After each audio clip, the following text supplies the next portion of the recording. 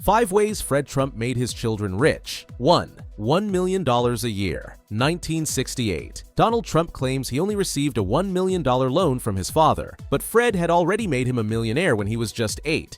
This was achieved through trusts and partnerships. When Donald was 17, Fred gave him part ownership of a 52-unit apartment building. After Donald graduated, he was already receiving the equivalent of $1 million a year. 2. $9 million. 1975. Fred Trump made a series of deals that helped all of his children, but Donald emerged as the heir apparent for the family business. Fred started cutting deals that benefited him alone. The two formed a partnership to build a New Jersey high-rise.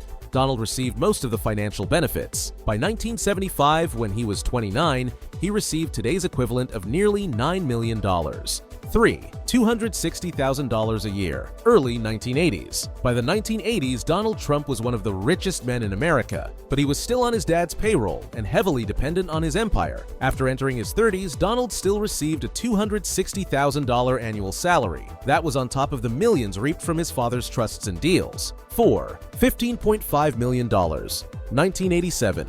By this time, Donald owed at least $11 million in loan debt to Fred. He'd have had to pay millions in taxes if he canceled the debt. So Fred bought a 7.5% stake in one of Donald's condos in the Upper East Side. The deal totaled $15.5 million.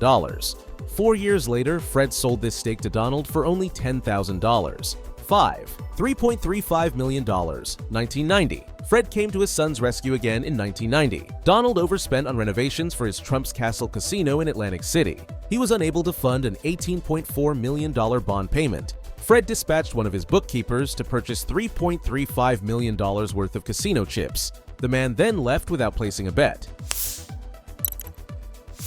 Under New Jersey gaming laws, this counted as an illegal loan. It resulted in a $65,000 civil penalty. Fred later wrote a $150,000 check to further help Donald's casino.